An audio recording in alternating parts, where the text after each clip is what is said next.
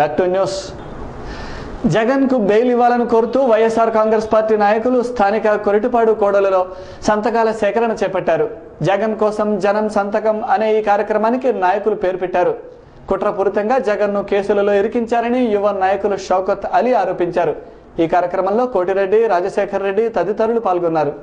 జగన్మోహన్ రెడ్డి గారి అక్రమ అరెస్టు నిరసనగా కోటి సంతకాల సేకరణ భాగంగా గుంటూరు నగరంలో భారీ ఎత్తున కోట్ల సంతకాల కార్యక్రమం జరుగుతున్నది. ఈ సంతకాల కార్యక్రమానికి స్టూడెంట్స్ కానివ్వండి, వృద్ధులు కానివ్వండి, రైతులు కానివ్వండి, అందరూ స్వచ్ఛందంగా వాళ్ళందరికీ వాళ్ళు వచ్చి తమ సంతకాన్ని వినియోగించుకొని జగన్మోహన్ రెడ్డి గారు ఎప్పుడు వస్తారు చెప్పండి అని అడుగుతూ ఉన్నారు. కాదు, జగన్మోహన్ రెడ్డి గారి కోసం ఢిల్లీ గోడలు పగలగొట్టడానికైనా సిద్ధంగా ఉన్నామని తెలియజేస్తున్నారు. వాళ్ళు 2000 సంతకాలు పైగా స్వచ్ఛందంగా వాళ్ళకు వాళ్ళు వచ్చి పెట్టడం జరిగింది. ఈ కార్యక్రమంలో మా నాయకులు ఏటిగడ్డ నరసింహారెడ్డి గారి ఆధ్వర్యంలో మేము జగన్మోహన్ రెడ్డి గారికి మద్దతుగా చేయడం జరుగుతున్నది. నగరంలోని కలెక్టరేట్ ఎదుట వివిధ సంఘాల వారు ఆందోళన చేయడం సాధారణమైపోయింది. సోమవారం ఏపీ మధ్యాహ్న భోజన పథకం కార్మికుల యూనియన్ వారు ధర్నా చేపట్టారు. తమ సమస్యలు పరిష్కరించాలని నినాదాలు చేశారు. మధ్యాహ్న భోజన పథకం కార్మికుల యూనియన్ నాయకురాలు షకీలా మీడియాతో మాట్లాడారు. మధ్యాహ్న భోజనం వండే ఏజెన్సీలకు వంట గ్యాస్ ను సబ్సిడీ ధరకు ఇవ్వాలన్నారు. భోజనంలో పెట్టే కోడిగుడ్డుకు ప్రత్యేక బడ్జెట్ ను కేటాయించాలని డిమాండ్ చేశారు. గతం నుండి వంట చేస్తున్న ఏజెన్సీలను తొలగించడానికి చేస్తున్న ప్రయత్నాలను మానుకోవాలని చెప్పారు. సంవత్సరాల నుంచి వంట చేస్తూ స్కూళ్ళలో వంట చేస్తూ ఉన్నారు. కానీ వాళ్ళకి గ్యాస్ ఇప్పుడు 1210 రూపాయలు పెట్టి కొనుక్కోమన్నారు. ఈ గ్యాస్ వచ్చే డబ్బులు గ్యాస్కి సరిపోతూ ఉన్నాయి. అందుకని చెప్పి గ్యాస్కి సబ్సిడీ రేట్ ఇవ్వాలని చెప్పేసి మేము ప్రభుత్వాన్ని డిమాండ్ చేస్తూ ఉన్నాం. అట్లాగే అన్ని స్కూళ్ళల్లో కూడా ఈ ఏజెన్సీని తొలగించి వేరే వాళ్ళు పెట్టుకోవాలని చూస్తూ ఉన్నారు. అలాంటి అక్రమ తొలగింపులను కూడా అరికట్టాలని, అట్లాగే గుడ్డు కూడా ప్రత్యేక బడ్జెట్ ఇవ్వాలని చెప్పేసి వంటశాలలు కూడా ఇప్పుడు ఇవ్వలేదు, వంటశాలలు కట్టించాలని చెప్పేసి కూడా మేము యూనియన్గా ధర్నా చేస్తూ ఉన్నాము. ఈ సమస్యలన్నీ పరిష్కారం చేయకపోతే జిల్లా వ్యాప్తంగా మేము ఉధృతం చేసి పోరాటాన్ని ఉధృతం చేస్తామని చెప్పి అర్బన్ ఎస్పీ గ్రీవెన్స్ సెల్ కు శారదా కాలనీ 15వ లైన్కు చెందిన వరలక్ష్మి వచ్చారు. మీడియాతో ఆమె మాట్లాడుతూ తన అక్క కొడుకు ₹1,00,000 వేరే వ్యక్తికి ఇప్పించాడన్నారు. చివరికి డబ్బులు అడిగితే ఇవ్వడం లేదని కన్నీరు పెట్టుకున్నారు. ఎన్నాళ్ళ నుండో దాచిపెట్టుకున్న డబ్బులని బాధపడ్డారు. పోలీసులు న్యాయం చేయాలని వరలక్ష్మి వేడుకున్నారు. ఒక ఆయనకి నాగరాజు అన్న ఆయనకి ఇప్పించాడు ₹1,00,000. నేను చీటీ వేసుకుని పావుల పేడ మిగిలించుకుని ఇచ్చానయ్యా. పిల్ల చూస్తే తెలియని పిల్ల నాకు బచ్చలు పోసుకుని పావుల పేడ వేసుకుని ఇస్తే ఇప్పటికి ఎప్పుడు అవసరం అయితే అప్పుడు 4 రోజుల ముందు చెప్పమన్నాడు. 3 నెలలు ఆగాక నాకు అవసరం అంటే 3 నెలలు ఆగాక అవసరం అంటే తర్వాత అన్నాడు నాకు ఇప్పుడు డబ్బులు లేవు, ఏం చేసుకుంటావు చేసుకో అన్నాడు. సరే మళ్ళీ 5 నెలలు టైం పెట్టాడు. 5 నెలలు ఆగాక మళ్ళీ వెళ్తే మళ్ళీ అన్నాడు వచ్చి నెల రా అప్పుడు ఇస్తానని అన్నాడు. తర్వాత అన్నాడు నేను ఎవరు నువ్వు ఎవరికి చెప్పుకుంటావు చెప్పుకో, నీ చేతనయం చేసుకో, నీ చేతనయం చేసుకో అని అన్నాడు.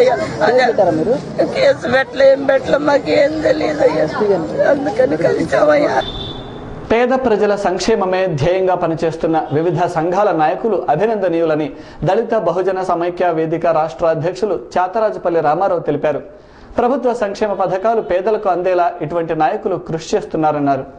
అరండల్పేట జిల్లా గ్రంథాలయ సంస్థలో బీసీ సంక్షేమ సంఘం నాయకురాలు వేమవరపు వరలక్ష్మి అభినందన సభ జరిగింది. ఈ సభలో బీసీ నాయకులు వరప్రసాద్, దేవదాసు, మనోహర్, సురేష్, మాధవి, నాగేశ్వరి, శ్రీదేవి, లక్ష్మయ్య, గురవయ్య, జోసెఫ్, వీరస్వామి తదితరులు పాల్గొన్నారు. బీసీ నాయకులు రామారావు మాట్లాడుతూ బీసీ సంఘ నాయకురాలు వరలక్ష్మిని the best citizen of the women గా గుర్తించి doctor Sarvepalli Radhakrishnan lifetime achievement award ఇవ్వడం అభినందనీయమన్నారు.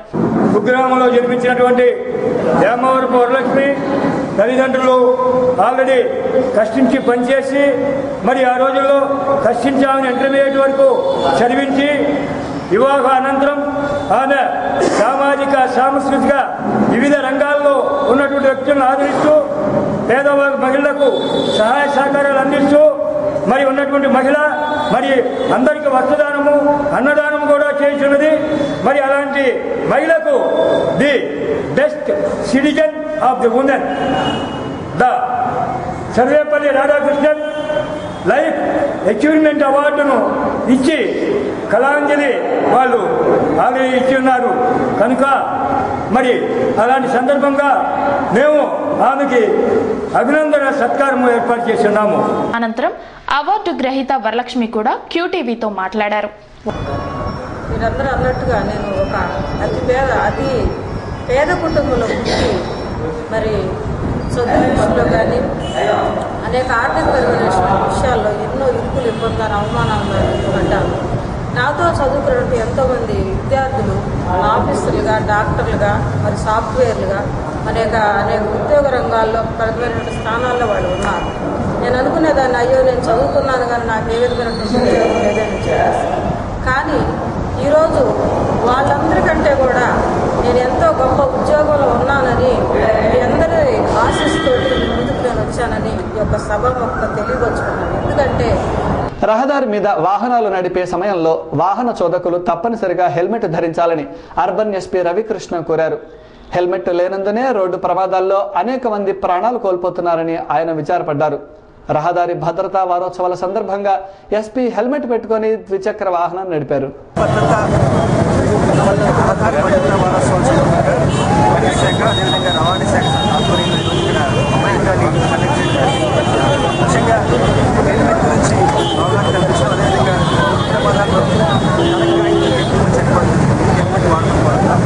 అదేవిధంగా మద్యం తాగి అత్యధిక వాహనాలు రోడ్డు ప్రమాదాలు ఎక్కువగా ఉంది. ప్రత్యేకంగా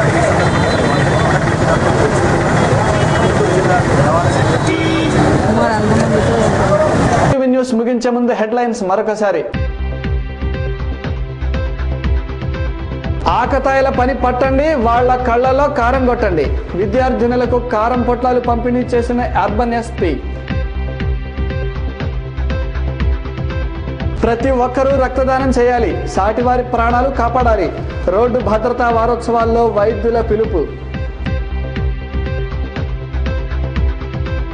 నగరాన్ని శుభ్రపరుస్తున్నాం, సమస్యలతో సతమతమవుతున్నాం. కలెక్టర్ గ్రీవెన్స్ సెల్లో పారిశుద్ధ్య కార్మికులు. ఇవి ఈరోజు విశేషాలు. మరిన్ని వార్తలతో మళ్ళీ కలుద్దాం. నమస్కారం.